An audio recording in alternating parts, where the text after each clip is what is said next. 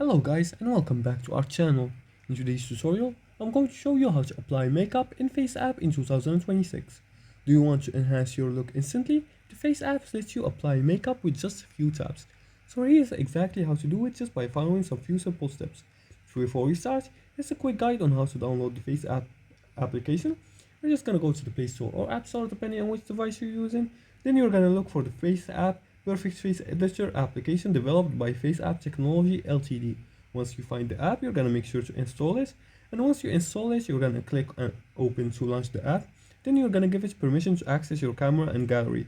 From here, you're gonna choose whether you want to upload your photo from the gallery or take a new one. You can choose between these options. I'm gonna choose to upload a photo. Now here, from the bottom section, you're gonna go to the makeup section. You're gonna find the toolbar in the bottom.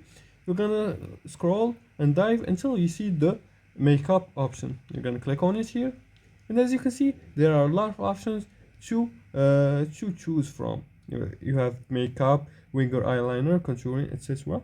So once you choose a makeup style you like, you're gonna apply it and adjust the intensity if possible. Then you're gonna save your edited images. For example, we're gonna choose this one right here, this makeup. As you can see here, it changes.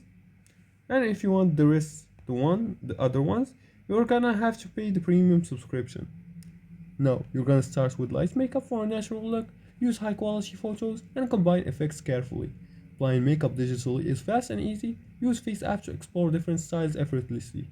And if you like this video and found this helpful, please like and subscribe, and leave a comment below the video if you have further more questions about this topic.